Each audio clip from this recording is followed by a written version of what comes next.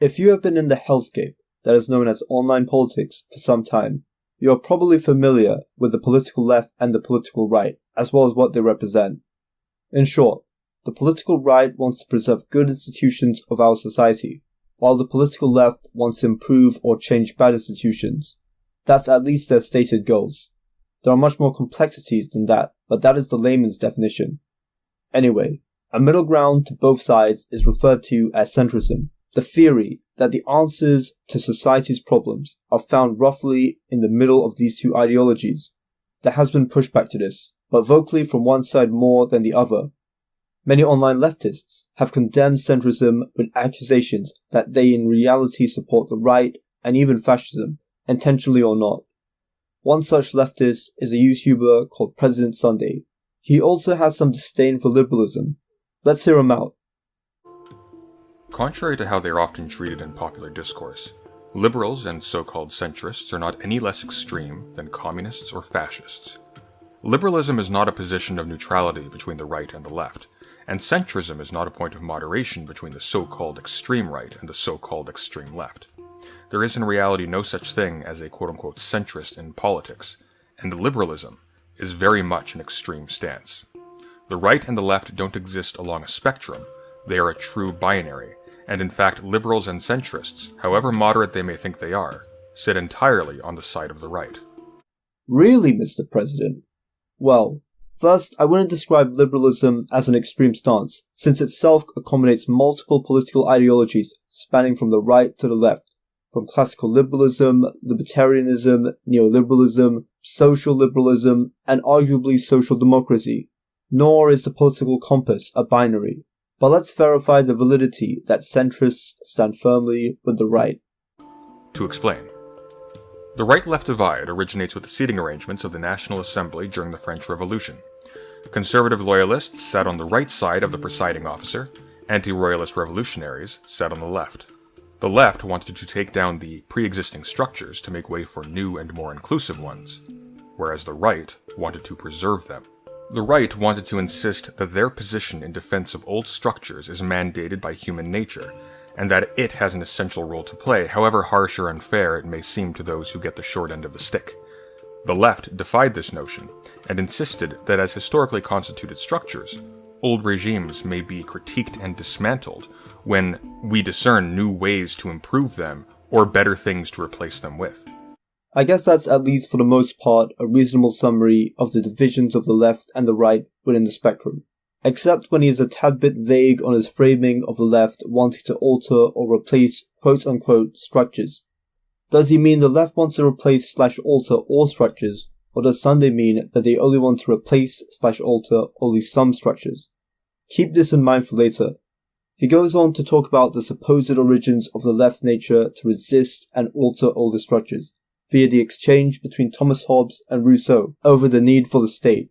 Sunday also claims that their opposing positions are not differentiated by degree, and that this is similar to the left-right spectrum. Rather, these are mutually exclusive theses, they cannot coexist. Concordantly, the right and the left don't stand at opposite ends of a continuum. The left defies the essentiality of the right's positions and the institutions they fetishize, while the right defends this essentiality and characterizes the left as that chaotic element of humanity that the right must keep in check. By insisting on a quote-unquote centrist position, that is to say, to insist that one in fact sits somewhere in the middle of a continuum between two fixed extremes, one tacitly assumes that the right is a permanent fixture in the world's architecture. To so place oneself is to tacitly onboard the central claim of the right, and to defy the central claim of the left, making the centrist, in fact, for all intents and purposes, on the side of the right. Okay, there's a lot to unpack here. First off, no, the left-right political spectrum is not a binary, and even if it were, I am not sure we would get that implication from your own definitions and descriptions of the left and right.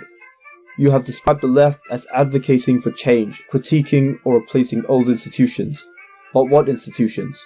All institutions? Some institutions? These questions determine the validity of Sunday's framing of the spectrum as a political binary. If he means the left wants to affect all structures, while the right wants to keep all structures the same, then his assessment of centrists and liberals would be a more logical implication of his ideas. But if he means that the left wing only wants to change some historical structures at a time, and hence preserve others, then Sunday's statements about centrists would be wrong. The right being the opposite would focus on preserving some structures that they would consider important, and will argue in defense of them. Any structures that either the right or left disagree on what to do about will become an issue of debate, but they would probably agree on changing some structures and keeping others, even if this point of agreement is small. Sunday claims that the left and right are a binary with no continuum. Hence, centrists can't meaningfully be the middle ground. But a centrist can choose to change, critique, and replace some structures while deciding to preserve others. Does this make them left-wing? Does this make them right-wing? Or both? A possible progressive conservative even? If the centrist is really right-wing because they want to preserve some structures, could it also be argued that they are really left-wing because they want to change some structures? The logic that Sunday uses is self-defeating. Of course, Sunday could claim that it means changing, critiquing, and replacing all structures, while the right preserves all structures. This would be a true binary. However, that does not purport to reality. People on the left and right do disagree on degrees, in very significant ways even. For instance, on the left, David Pakman still wants to preserve an element of capitalism, where there can still be an owner of a business, in contrast to Richard Wolff, who wants all businesses to be worker co-ops. Sunday's definitions would make Pakman a centrist who sides with the right against Wolff, even though they are both clearly on the left who have attacked conservatives and their arguments. Pakman even had Wolff on his show. Speaking of Wolff, I plan on working on a video with a fellow YouTuber to respond to him, and we'll talk about it at the end. And even on the right, there are conservatives who want to preserve many capitalist institutions, like legally enforced property rights. But anarcho-capitalists would not only rebel against the structure/institution, but every structure supporting the state. Does this make anarcho-capitalists left-wing by your logic? I think the left-right spectrum can be useful in broadly describing the structure of political ideas, but it is extremely subjective and can make it hard to accurately define and categorize groups as complex as the left and the right. Besides, I am confused by those who put such an emphasis on gender and even biological sex being on a spectrum, yet conceive extremely diverse groups such as the left and the right as a solid binary. When the liberal does this, they perform the exact same move, albeit with the added specificity that they take a tacitly conservative attitude to the liberal state.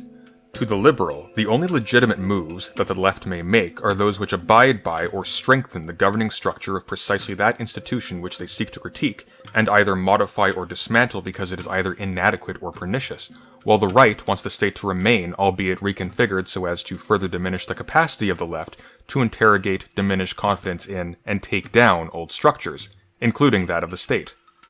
Defaming liberals and conservatives seem to be your specialty. The liberal may resist attempts by the left to enact changes or reforms that are outside the constitutionality of the structure because unconstitutional changes can set bad precedent, which has significant consequences. Regardless, on many issues, they may have the same goals, such as solving systemic racism or drug legalization, but differ on methodology.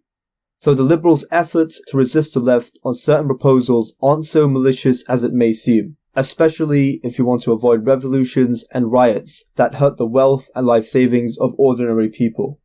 On the right wing of the aisle, the left may be a concern for them, but are not their main priority.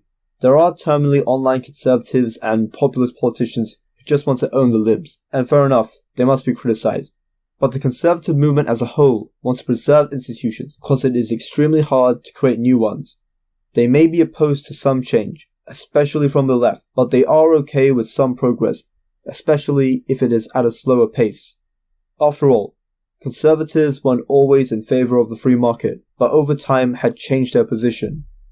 The liberal, in effect, onboards a stance vis-à-vis the state that is a critical position for the right, and completely excludes a stance vis-à-vis the state that is a critical position for the left. Once again, by adopting a supposed middle point of a line between two positions, when the real issue of contention between them is the very fixity of that line, is always to stand with the side that affirms that fixity and to stand at odds against the side that denies it. The liberals' support of actions that strengthen the institutions that they want to protect may be a hindrance for the left, but their push for changing, critiquing, and replacing those same institutions are a significant hindrance to the right as well. The liberal does not adopt a critical position that skews either side of the spectrum. And again, there is no rigid dividing line between the left and the right. After all, while it is controversial to claim that gender is a social construct, what is clear is that the political compass is a social construct created by a white man. Liberals and centrists, despite their pretensions to moderation and nuance, stand firmly on the side of the right. They either simply don't know it, don't care, or are hedging their bets by trying to appear respectable to both until such a time as the left is so politically weakened that there is no more currency to be gained in doing so. By now, I think it's clear that I've debunked Sunday's central claim, and trying to respond to any further points would just be repetitive. With such poor argumentation, I am glad to say President Sunday is not my president. By the way, I'm working with Dropware on a response video to Richard Wolff on the US baby formula shortage. So in the meantime, check out his channel and subscribe. Anyways, I hope you enjoyed this video. If you did, please give a like and comment, as it really helps my video in the YouTube algorithm. And if you like economics and political commentary, consider subscribing. Maybe follow me on my Twitter, and see you later.